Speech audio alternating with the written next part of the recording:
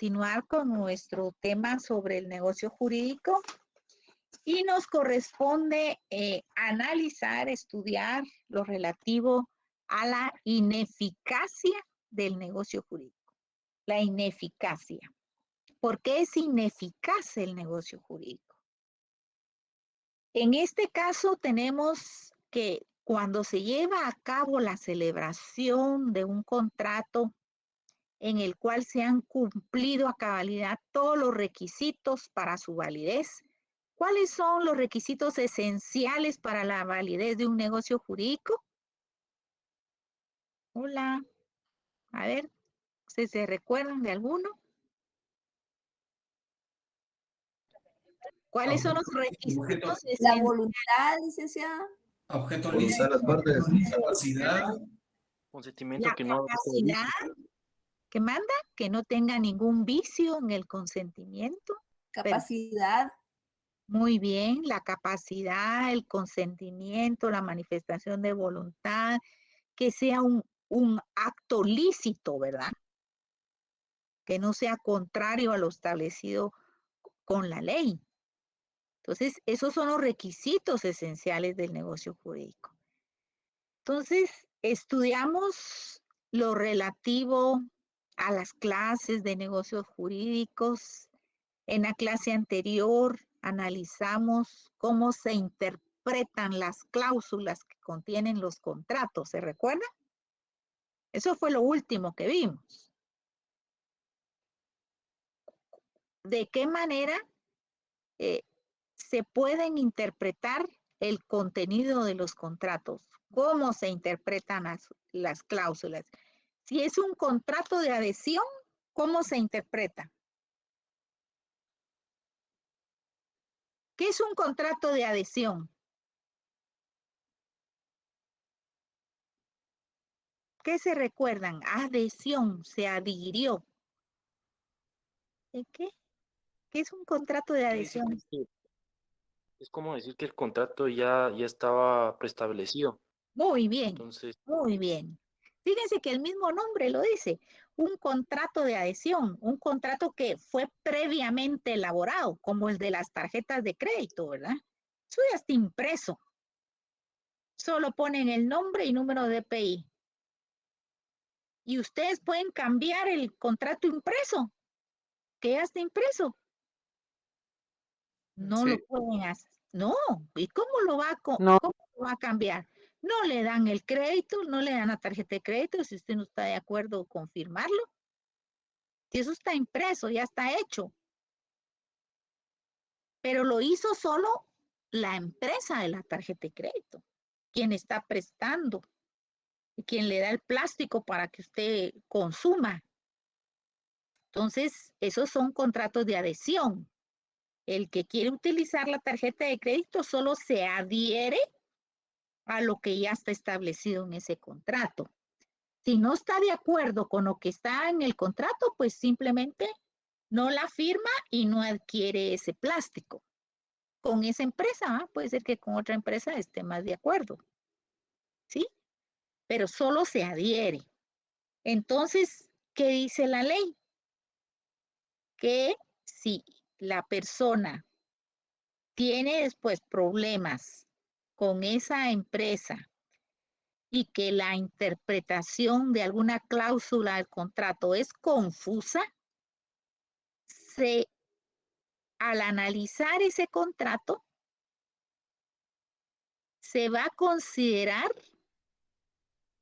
más a la persona que no elaboró ese contrato, ¿sí? Tiene esa preferencia, quien no hizo ese contrato impreso, porque se elaboró una cláusula confusa, ¿verdad? Hablamos de las cláusulas abusivas. Es una cláusula abusiva. Por ejemplo, les puse el ejemplo de los contratos usureros, donde el interés que ponen es altísimo y la persona que tiene urgencia del dinero y necesidad grande firma el contrato con un interés altísimo. Pero ¿qué dice la ley? A la hora que sucede, Voy a desconectar al que tiene conectado el micrófono. Micrófono, porfa. Roberto, tu micrófono. Roberto, tu micrófono.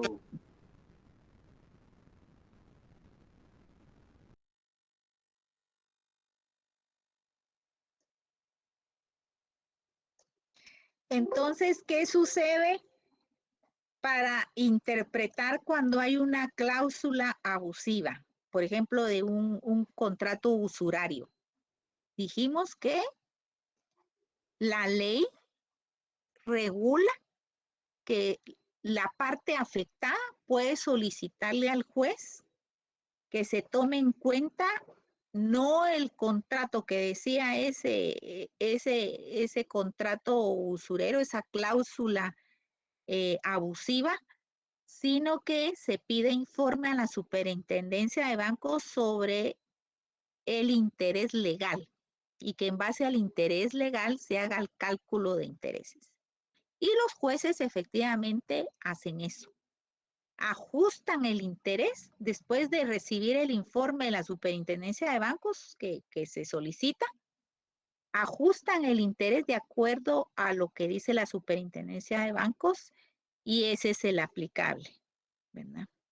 Para evitar esas cláusulas abusivas donde realmente hacen cobros tremendos, ¿verdad? A las personas que tienen deudas. Entonces, eso vimos en la cláusula anterior. Hoy vamos a estudiar lo relativo a la ineficacia o invalidez de un contrato. ¿Cuáles las figuras jurídicas que nuestra ley establece para poder dejar sin efecto un contrato que ya ha sido celebrado cumpliendo todos los requisitos legales para su celebración? Pero hay casos en los cuales existen situaciones por las que ya no se puede continuar con el contrato. Por ejemplo, se celebró un contrato de arrendamiento por, digamos, 5 años para poner un negocio. Se pone el negocio y ¿qué sucede? Vino la pandemia y ya el negocio ya no pudo caminar. La persona no pudo ya pagar una renta porque el negocio no estaba dando. Debido a la pandemia, la situación económica fue grave, la gente ya no compraba, era, por ejemplo, un negocio de comida, la gente dejó de comprar comida así preelaborada, entonces la persona ya no salía para pagar la renta. Entonces solicita la rescisión del contrato que había hecho por 5 años. ¿Ya? Entonces, eso es lo que vamos a ver. ¿Qué es lo que la ley establece para poder dejar sin efecto un contrato? Les voy a volver a mencionar lo relativo a la nulidad absoluta y a la nulidad relativa que vimos en clase anterior. Y vamos a ver el tema de la rescisión.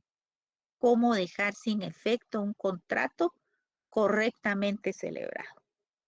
Bueno, les traigo la presentación y después podemos seguir conversando, ¿verdad?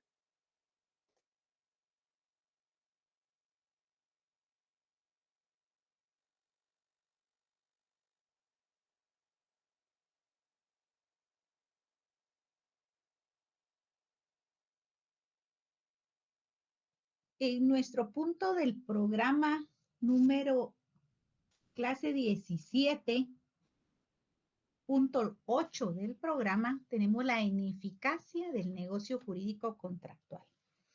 En clases anteriores estudiamos los requisitos esenciales del negocio jurídico, lo que es la ejecución forzosa en caso de incumplimiento de alguna de las partes contratantes.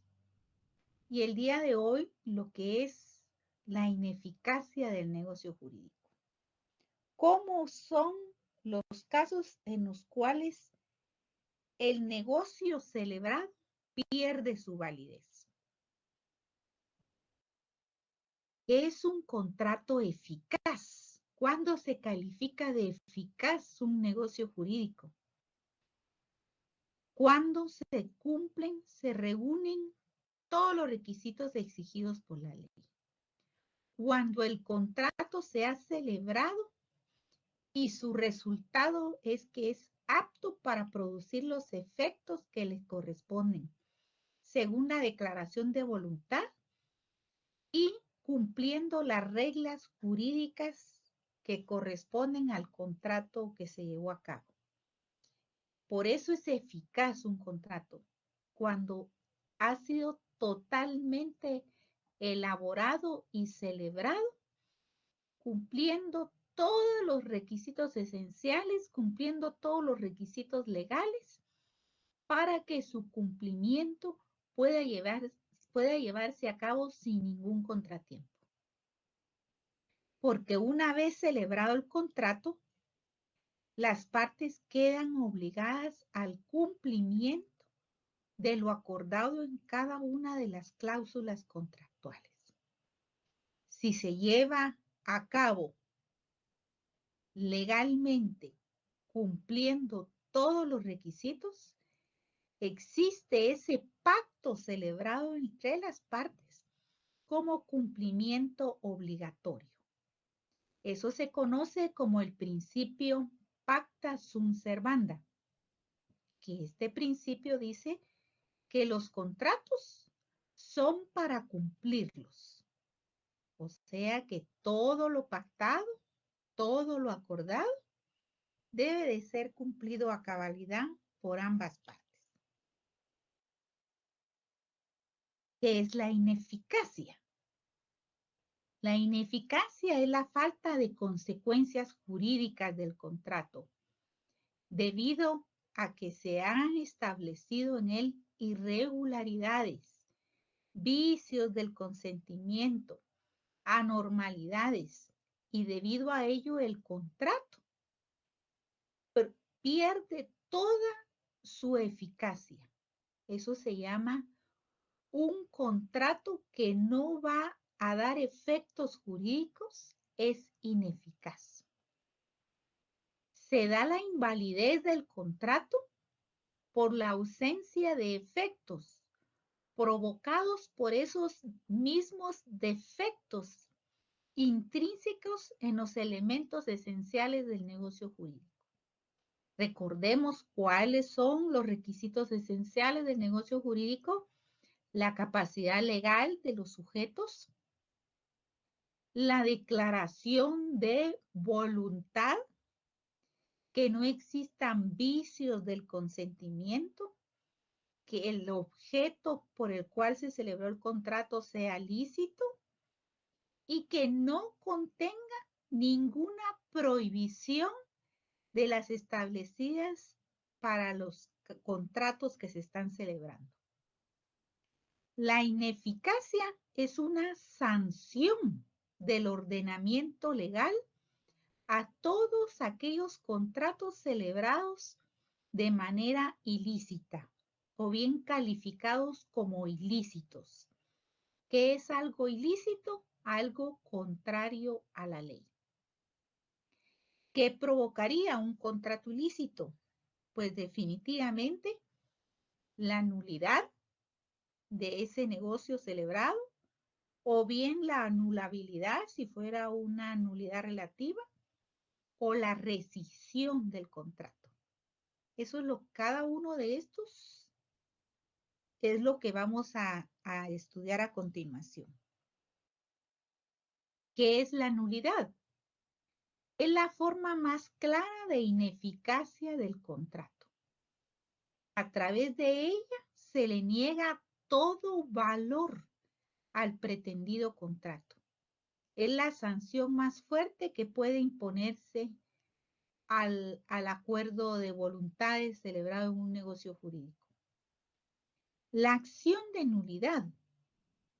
Ya la acción es la actividad que se realiza alguna de las partes para enervar los efectos propios del contrato, para evitar esa apariencia contractual.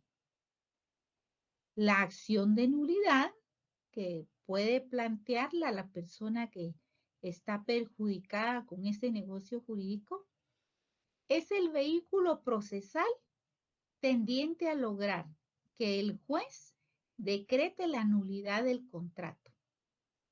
¿Cómo lo hace? A través de un debido proceso, se dicta una sentencia y cuando esa sentencia está firme, que firme una sentencia quiere decir que no tiene ningún medio de impugnación pendiente, entonces puede ejercitarla cualquier persona para que se declare ese contrato nulo. A través de la acción de nulidad se pretende que el juez dicte una sentencia declarando, si fuera el caso de simulación, pues simulado por motivo de la simulación, del engaño, de la apariencia falsa realizada en un contrato. Y por lo tanto, carece de efectos legales. Los efectos son de que se declara inexistente ese negocio jurídico celebrado.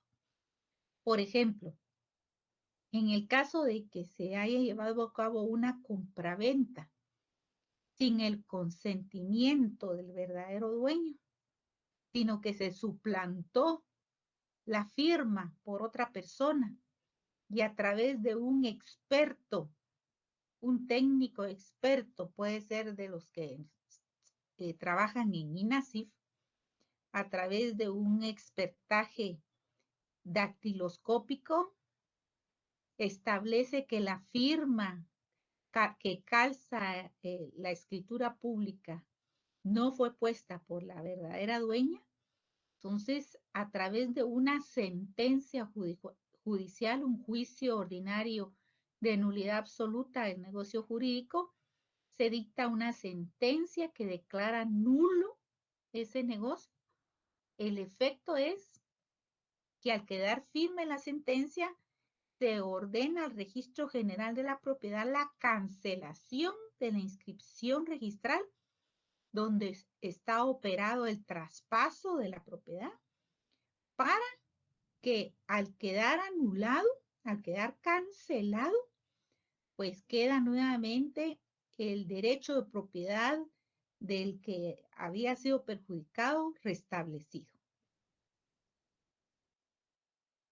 Es a través de la vía judicial que se acciona para que se declare cuál es la verdadera realidad jurídica oculta que se tenía en ese negocio. Cuando ha existido una falsa apariencia, de manera, por ejemplo, que la simulación es absoluta, por existir vicios esenciales del negocio jurídico, se pretende que se declare que el acto aparente no existe. Se restablece el derecho de propiedad privada, como el ejemplo que les ponía, en el caso de que la sentencia, la acción judicial que se llevó a cabo en un juzgado de primera instancia civil, al declarar la nulidad absoluta, restablece el derecho del propietario. Y si es relativa, el caso de la anulabilidad, cuando se hace aparecer otro negocio diferente al realizado, pues tendrá que declararse la falsedad de esa apariencia o bien consentir su validez revalidando el contrato. ¿Se recuerdan que esto cuando lo vimos en clases anteriores, estudiamos de que la nulidad relativa permite la convalidación de contrato realizado anteriormente? Porque la nulidad relativa, solo la puede plantear los contratantes. Y si es voluntad de los contratantes llegar a un acuerdo y revalidar el contrato anterior que tenía defecto, pues lo pueden hacer. Por eso es que solo en el caso de la nulidad relativa está la opción por voluntad de los contratantes de revalidar el contrato. Solamente ellos tienen esa potestad, por supuesto, por el derecho a la libre voluntad de los contratantes. Solo a ellos compete la decisión de revalidar un contrato cuando se está alegando la nulidad relativa o bien la anulabilidad. Por eso tenemos que las clases de nulidad para declarar la ineficacia de un negocio jurídico, tenemos la nulidad absoluta, que también, o de pleno derecho, y la nulidad relativa, también conocida como anulabilidad. La nulidad absoluta o de pleno derecho, cuando existe defecto en la forma que hace ineficaz el negocio jurídico, impidiendo que se produzcan los efectos que le son propios, sin necesidad de una previa impugnación o declaración, es una nulidad ipso iure, de pleno derecho. ¿Qué quiere decir ahí?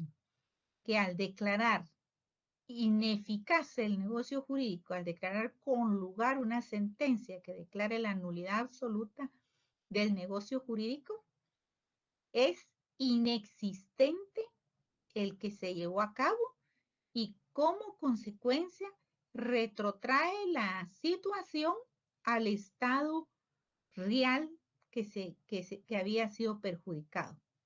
Si es un propietario, se le restablece totalmente en su derecho de propiedad privada porque ha sido declarado inexistente ese negocio. ¿Qué características tiene la nulidad absoluta? Que la persona interesada podrá pedir la intervención judicial. Es su derecho, su derecho a pedir la tutela judicial efectiva y con eso, que haya sido o no, si ha sido o no parte en el contrato, lo puede hacer. Si tiene un interés manifiesto, puede intervenir pidiendo la nulidad absoluta. Y aún el causante de la nulidad también puede pedirla. O bien de oficio el juez, cuando es manifiesta la nulidad, puede declararla. El contrato nulo no produce efecto alguno, pero ello, al ser declarado a través de una sentencia judicial, pues el negocio nulo vuelve las cosas a la situación que se tenía antes de su celebración, como si nunca se hubiera realizado, porque hay un restablecimiento total del derecho de la persona que fue afectada con ese contrato. La acción para hacer el planteamiento de la nulidad absoluta puede hacerse en cualquier tiempo, porque no prescribe ni caduca el derecho por el transcurso del tiempo. En el caso de la nulidad relativa, conocida también como anulabilidad, es la invalidez, pero de menor gravedad que la nulidad absoluta, y va dirigida a proteger a las partes que intervinieron en el contrato para que se restablezca el negocio de acuerdo a lo convenido por los contratantes. En el caso de la anulabilidad o nulidad relativa, es un tipo de ineficacia contractual que depende del ejercicio de la acción correspondiente por la persona legitimada para ello. Se produce solo cuando se ejercita la acción. Como hemos dicho, en derecho civil, todo es a petición de parte. En el caso de la nulidad relativa, el juez de oficio no puede declarar una nulidad relativa. Solo en absoluta sí puede intervenir de oficio el juez. En el caso de la nulidad relativa, solo es a petición de parte, conforme lo pedido, conforme fue el planteamiento de la demanda, así el juez tiene que dictar su sentencia para que surta sus efectos legales. Surte efectos la anulación hasta que existe sentencia firme que lo declare de esa manera, hasta que se obtenga una sentencia que declare la anulación del negocio celebrado.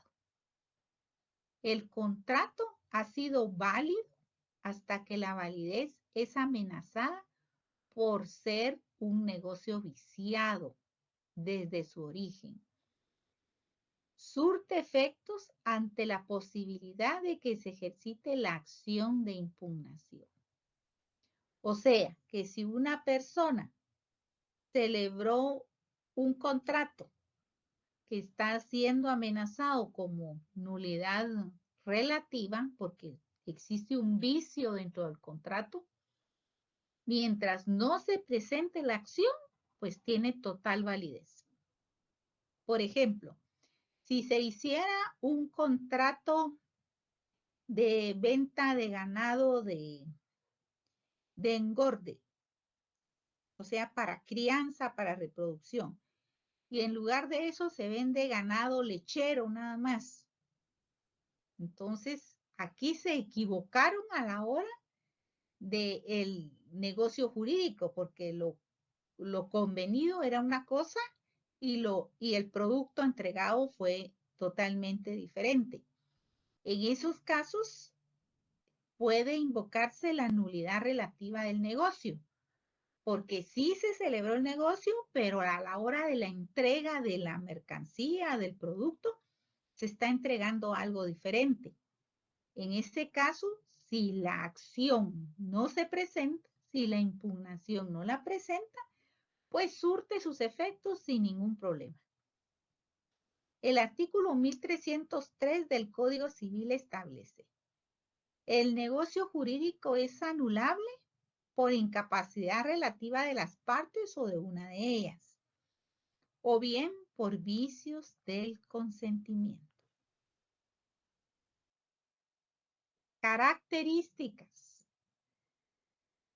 Cuando hay un contrato en situación indecisa o transitoria, la validez depende de quien está legitimado y pide la anulación. El contrato es válido y eficaz mientras no se impugne. Mientras no se reclame la nulidad relativa a la anulabilidad, el contrato surte su totalidad de efectos. Produce todos sus efectos hasta que se declara su anulación judicialmente. Hasta que ha sido la sentencia dictada, notificada y que declara la nulidad relativa del negocio jurídico, hasta en ese momento va a surtir efectos. Mientras no se haga, no corre ningún tiempo, al igual que la nulidad absoluta, que retrotrae a la inexistencia del negocio desde su origen. En el caso de la nulidad relativa de la anulabilidad, hasta que se dicta la sentencia. El contrato anulable puede ser revalidado por confirmación. Esa es una de las principales características de la nulidad relativa. Si el acuerdo de las partes es ponerse de acuerdo y confirmar el contrato que se había llevado a cabo, pues lo pueden hacer las partes sin ningún problema. En el caso de la nulidad absoluta, eso no es posible, porque cuando existe un vicio del consentimiento de tal gravedad como para declarar la nulidad absoluta del negocio, ese no puede validar un contrato con un vicio. En cambio, en la relativa, sí. Prevalece la voluntad de los contratantes. La anulabilidad tiene como límite en el tiempo para pedirse 2 años, contado desde el día en que se contrajo la obligación, salvo los casos en que la ley establece un tiempo distinto. Nulidad del contrato y nulidad del instrumento público. Hay diferencia entre los requisitos del contrato con los requisitos del instrumento público. El contrato son los regulados en el artículo 1251 del Código Civil. ¿Y cuáles son? Los mismos que hemos mencionado. La capacidad legal del sujeto que expresa su voluntad, declaración de voluntad totalmente libre, el consentimiento que no adolezca de vicio, objeto lícito, y además que no exista incumplimiento de normas prohibitivas expresas. En los casos del instrumento público es totalmente diferente su regulación. Esta corresponde al Código de Notariado. Y un instrumento público declarado nulo es el que declara la ineptitud del documento notarial para causar las consecuencias jurídicas que en condiciones ordinarias está destinado a procurar. Por ello es la gran importancia de que esos 4 cursos de derecho notarial que ustedes van a recibir en los próximos años sean totalmente aprovechados, porque es una gran responsabilidad, al igual que la abogacía, que es una gran responsabilidad defender los derechos de nuestros clientes. También en el notariado es responsabilidad del notario la elaboración de esos instrumentos públicos en los cuales se hacen constar los contratos que plasman los negocios jurídicos celebrados entre las partes.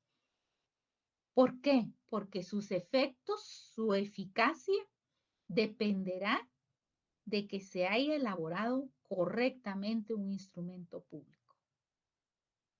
Porque en caso de que se incumpla algún requisito esencial, un requisito legal del instrumento, produce la nulidad de ese instrumento público y como consecuencia los efectos del contrato celebrado.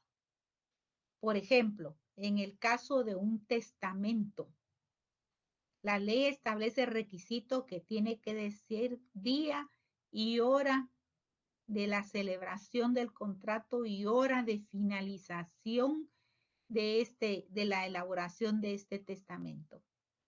En el caso que un notario omita ese dato, provoca la nulidad del testamento.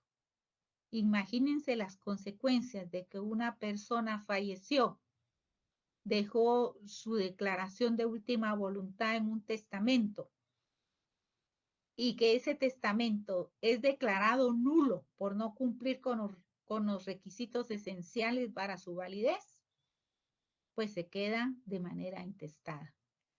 Y al quedar intestado, pues ya no se está cumpliendo con la voluntad del testador. Y esa sería la gran responsabilidad del notario por no haber cumplido cuidadosamente con los requisitos legales.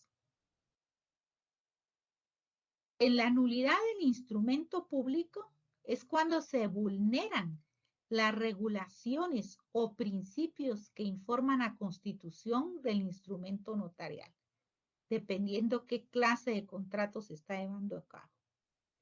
Y la responsabilidad del notario en la elaboración de la escritura pública por quebrantamiento de normas podría causar al notario responsabilidad civil y hasta penal, si existe dolo, ¿verdad? Bueno, esos son los 2 primeros elementos de la ineficacia del contrato, la nulidad, que vimos nulidad absoluta, nulidad relativa. Ahora vemos otra sanción del ordenamiento por contratos ilícitos que producen la ineficacia, como es la rescisión del contrato. La rescisión del contrato es otra forma de ineficacia de un contrato válidamente celebrado.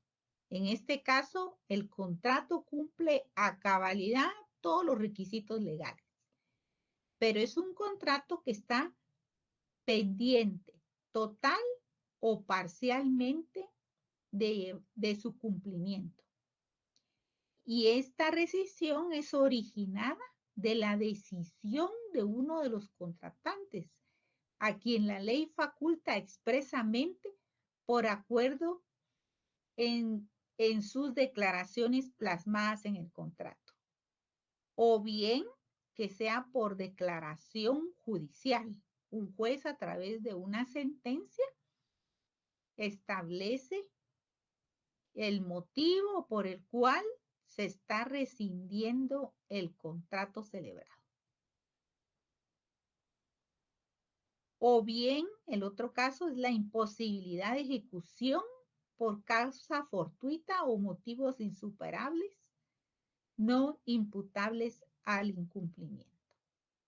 O sea que cuando se lleva a cabo la rescisión de un contrato, es para que pierda su fuerza legal el contrato celebrado. Pero es un contrato válido, que ha cumplido todos los requisitos legales, pero que desean que sea rescindido, o sea, que sea dejado sin efecto su cumplimiento, ya sea de manera total o parcial. Y esto puede ser por acuerdo de voluntades de los contratantes, o bien a petición de uno de los contratantes, que se lo va a pedir ante un juez, exponiendo los motivos, las causas por los cuales está planteando la petición de rescisión del contrato.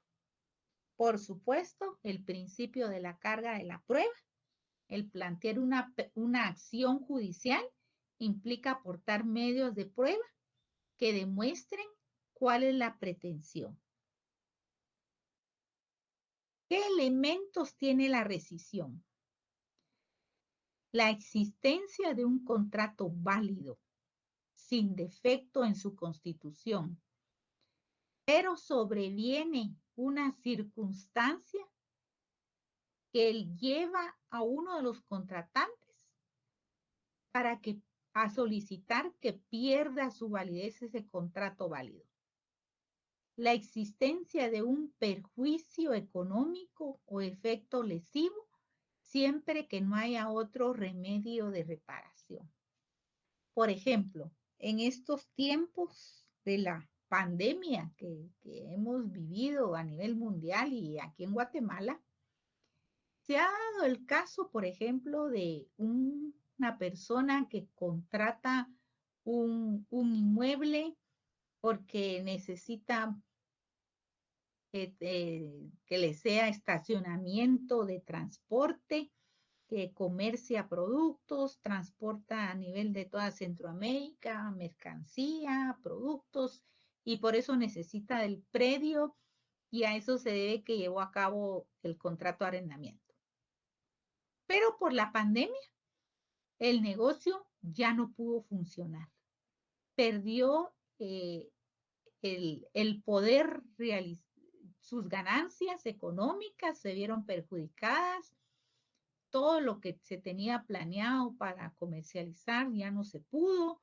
Entonces, el propietario del negocio ya no puede pagar el arrendamiento. Ya no tiene recursos económicos. Y había elaborado un contrato de arrendamiento de 3 años, un plazo de 3 años. Por ese motivo, puede pedir la rescisión del contrato.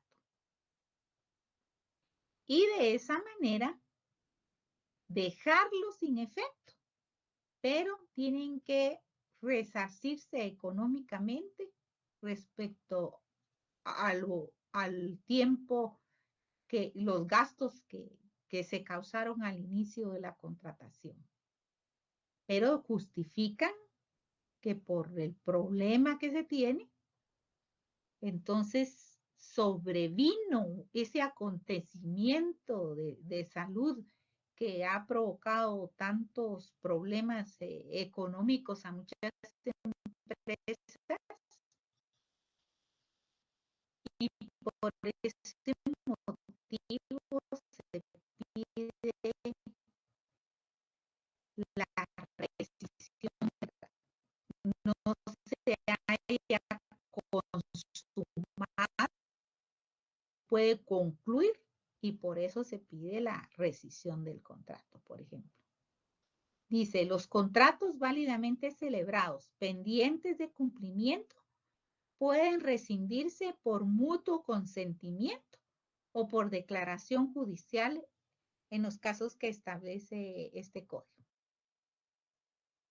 Que una de las partes o quien la ley faculte expresamente decida disolverlo, o que ambas partes acuerden la rescisión, que lo declare disuelto en sentencia judicial también por parte de un juez, o cualquier motivo que establece el Código Civil si su cumplimiento fue imposible por caso fortuito o causas ajenas a la voluntad del obligado.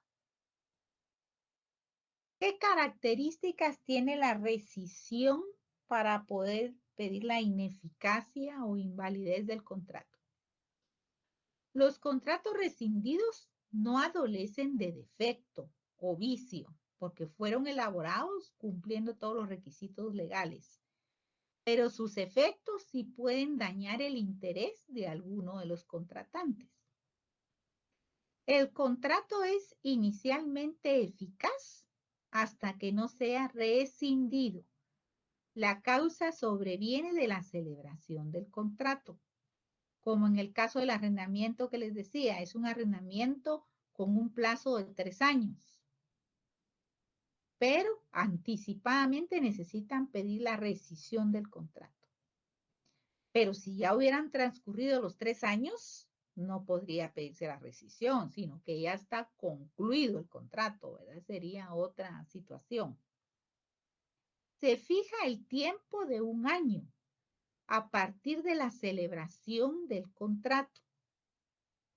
Para poder pedir la rescisión, el tiempo que establece la ley es de 1 año según el artículo 1585 del Código Civil. La acción para pedir la rescisión dura 1 año contado desde la fecha de la celebración del contrato. Y la última característica, que el contrato no se haya consumado, sino que esté pendiente de cumplimiento, de que concluya ese contrato o que esté en proceso desarrollándose el contrato. ¿Cuáles son las clases de rescisión? Tenemos la voluntaria, la judicial, la fortuita o forzosa. La voluntaria, como lo hemos dicho, es por la manifestación de voluntad de un solo contratante o bien ambos se ponen de acuerdo para celebrar un nuevo contrato, dejando sin efecto el anterior, o bien enmendando defectos si el contrato inicial que se originó tiene algún inconveniente, o simplemente para darlo por finalizado. Eso va a ser la voluntad de los contratantes manifestada nuevamente en otro contrato, ya sea para modificarlo o para dejarlo ya sin ninguna validez y que ya no surta ningún efecto.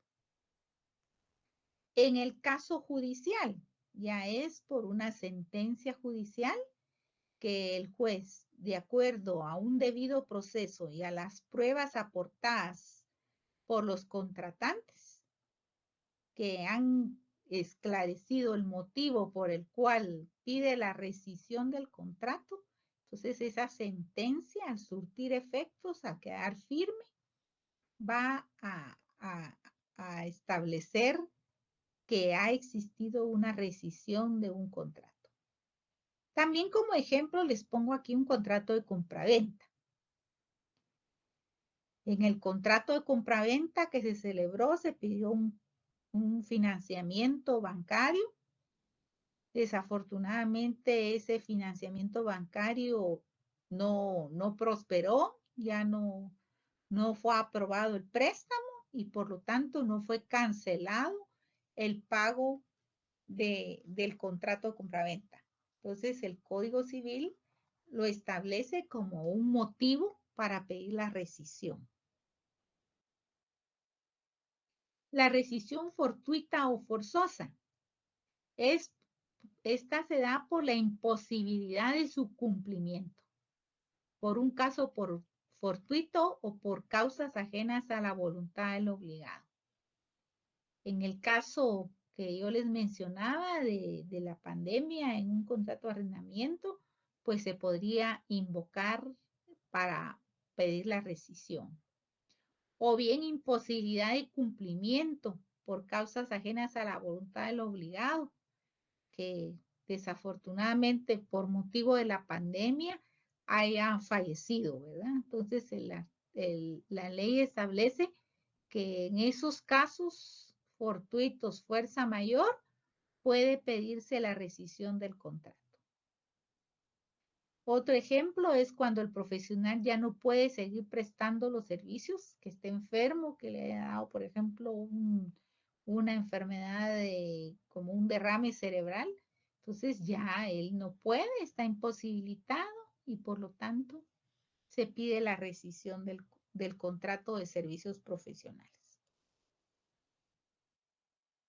¿Qué efectos tiene la rescisión?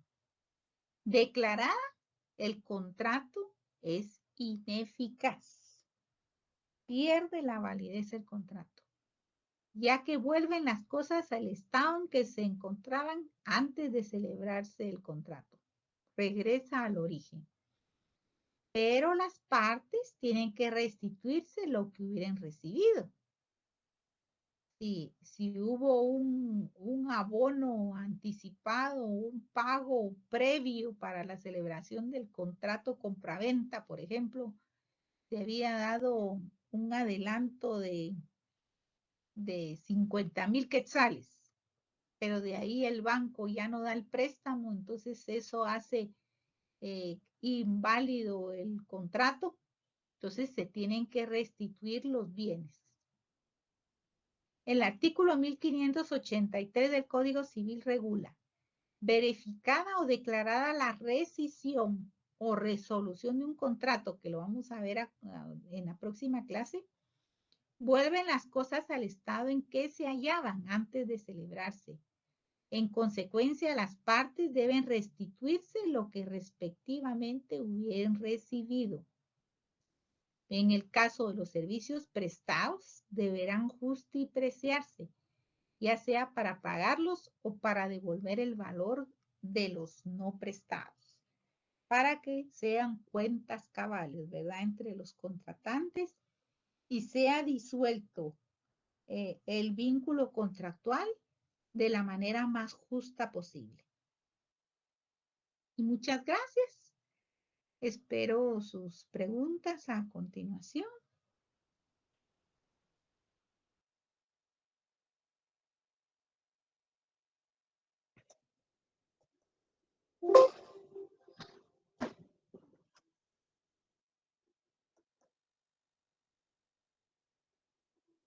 Buenas noches.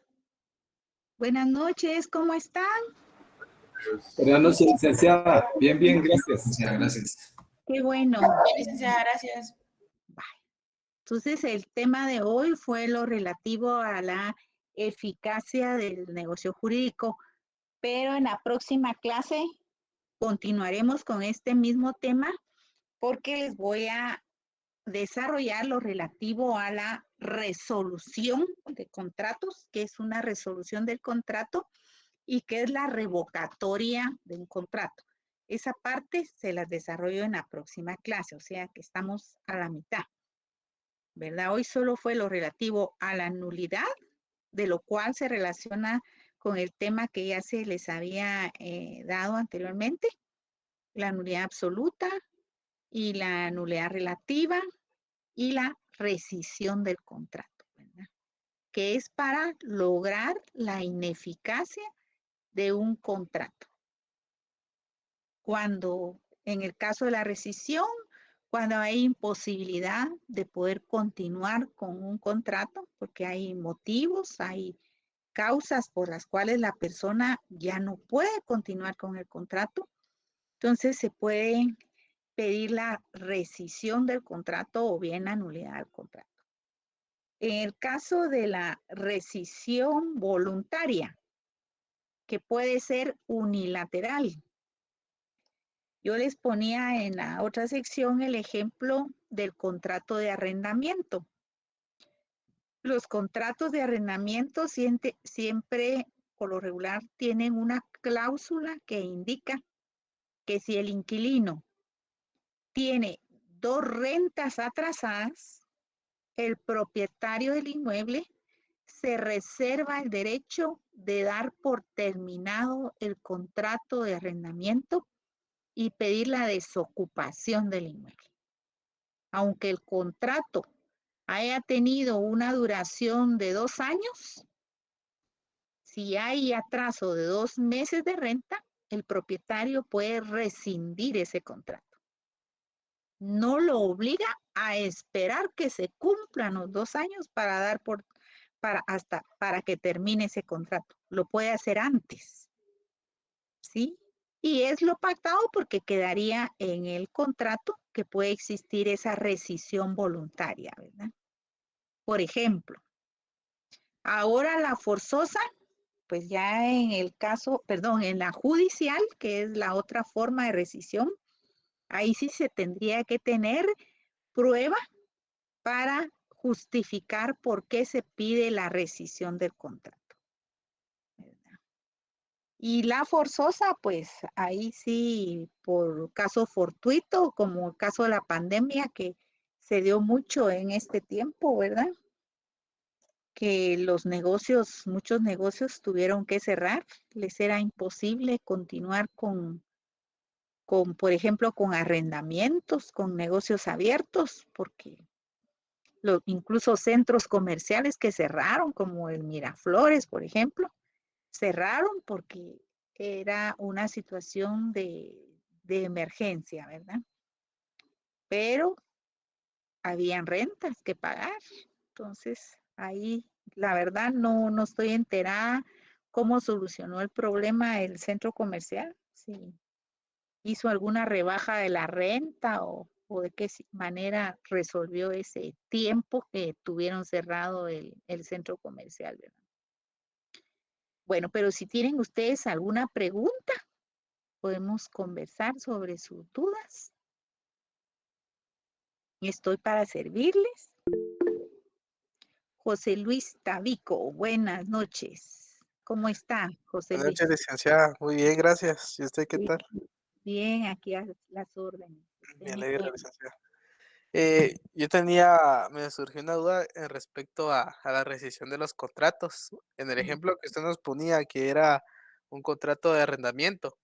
En el ¿Sí? momento de que el inquilino se disponía a rescindir el contrato, ahí cabal se cortó el audio, pero ahí no sé si lo Ah, dijo, bueno.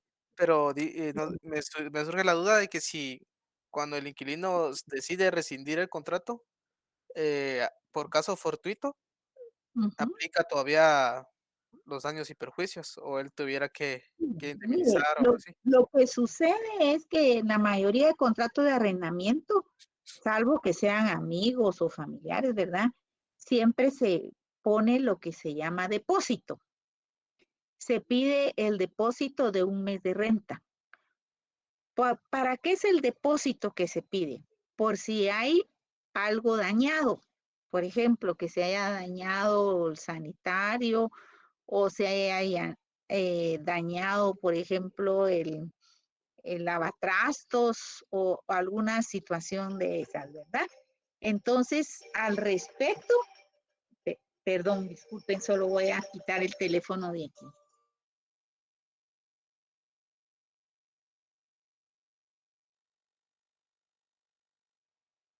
si hay algo dañado, para eso sirve el depósito. O bien cuando hay una terminación de renta, o sea, de contrato anticipado, por lo regular el dueño del inmueble se reserva ese depósito, ¿verdad? Ese depósito por por haber existido esa situación de que ya no va a continuar el contrato, ¿verdad? Ya. Sí, más mi pregunta era de que si, por ejemplo, se rescindía el contrato a los 6 meses, ¿el inquilino que rescinde el contrato por caso fortuito está obligado a pagar esos 6 meses o no? No, No. no, porque si hay rescisión, hay una, pierde su eficacia el contrato de manera anticipada, ¿verdad? Por Ya. una justificación que hay, pueden ser variadas, ¿verdad? Las causas por las cuales se da por terminado el contrato de arrendamiento. Ya. Está bien. Gracias, licenciada. Ujú. Sí, por muerte de alguna de los dos contratantes, por ejemplo, puede darse la situación, ¿verdad? No, entonces el contrato ya no continúa. Se rescinde ese contrato, ¿verdad? Antes del tiempo que había fijado el contrato. Ujú. Otra duda que tengan de estas formas de contrato, esto es algo muy común, ¿verdad? Lo que me preguntaban también, que si hay necesidad de hacer un documento cuando se rescinde un contrato. Por supuesto, sobre todo si es de manera voluntaria, lo ideal es que quede por escrito cuando se rescinde el contrato. De la misma manera que quedó la constitución del contrato, de la misma manera se rescinde, ¿verdad? Se tiene que volver a hacer un documento para hacer constar que el contrato se dio por terminado. ¿Por qué? Porque si queda por escrito, le queda como medio de prueba también, por ejemplo, al inquilino, que no le podrían cobrar rentas atrasadas porque él tiene el documento con el cual demuestra que rescindió el contrato y no que lo sorprendan con cobro de rentas atrasadas, ¿verdad? Tiene que quedar todo por escrito, porque un contrato tiene obligaciones que cumplirse, ¿verdad? Entonces, si se terminó correctamente a través de una rescisión, tiene que quedar ese medio de prueba. Cuando ha sido de manera voluntaria, ¿verdad? Porque cuando es judicial, pues las actuaciones procesales, ahí va a quedar constancia. O si fue forzosa, también, ¿verdad? Si fue una desocupación ahí porque el inquilino tenía una gran deuda, pues ahí va a quedar en las constancias procesales. Pero si no es así, o caso fortuito y judicialmente se llevó a cabo para que declararan la rescisión del contrato por caso fortuito, también quedan las constancias procesales. Pero en el caso de rescisión voluntaria, tiene que quedar por escrito y en el caso del arrendamiento, pues que conste la entrega del inmueble, ¿verdad? Para que no lo sorprendan más adelante con un cobro que no procedía, ¿verdad? ¿Sí? ¿Otra duda? No hay dudas, todo muy claro. Ay, qué alegre que me comprendieron bien el tema. Siempre tratamos de poner ejemplos para que les quede claridad de las diversas instituciones que vamos estudiando en lo relativo al negocio jurídico, ¿verdad? Ahí vamos. ¿Y cuál es el efecto? Pues que sería ineficaz el contrato. Ya el contrato dejaría de surtir efectos. Por ejemplo, a través de la rescisión ya no va a surtir efectos. Si fuera un contrato de arrendamiento, ya no va a pedirle cobro de rentas, porque quedó terminado, quedó rescindido el contrato. Me preguntaba un alumno en la otra clase ¿Y qué pasa, licenciada, cuando en el caso de la nulidad, cómo se hace para pedir la nulidad de un negocio jurídico porque hubo falsificación de firmas, por ejemplo? ¿Se recuerdan de la clase anterior cuando yo les hablé de la nulidad absoluta del negocio jurídico? Cuando hay vicios en el consentimiento, ¿verdad? ¿Y cuándo existen vicios del consentimiento?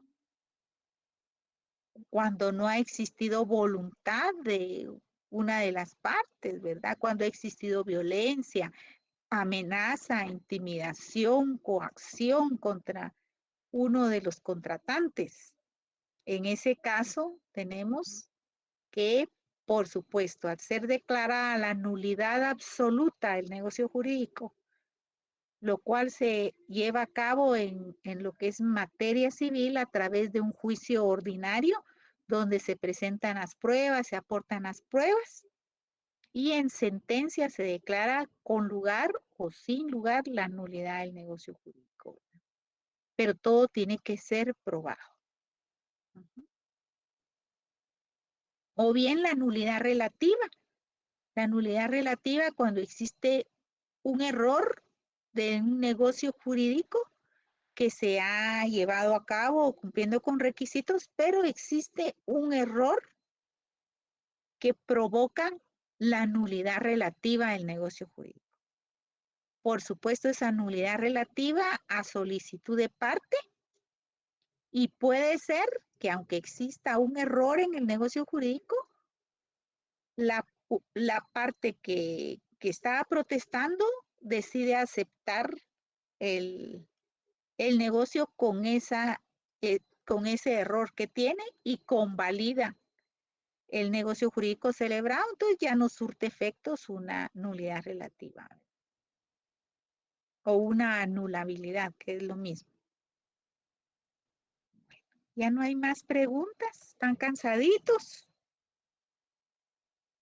Entonces, si quieren, lo dejamos aquí, porque ahorita tengo que pasar una retrasada.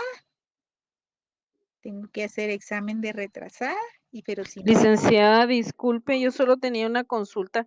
Es que sí. ahora no nos puso guías en cada uno de los documentos, y la verdad es que a mí, al menos a título personal, sí me ayudan un montón. Bueno, mire, le voy a contar la verdad. Ha existido pues trabajo adicional por parte de la facultad, como no tenemos plataforma.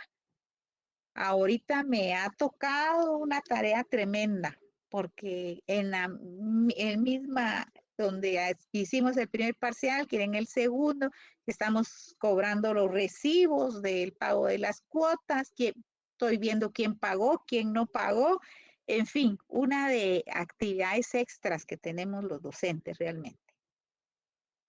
Pero Me es imagino, lo que licenciada, hacemos, comprendo su y por la situación. cantidad de alumnos que hay. En fin, y ahorita hacerla retrasada. En fin, ahí vamos corriendo. Está bien, licenciada, bendiciones, y pues Vaya, que pues, logre hacer todo el trabajo que tiene ahí sí, de la manera más rápida. hay bastante, sí. Muchas gracias. Uy, se cuidan Feliz mucho. noche, licenciada. Muchas Descanse. bendiciones.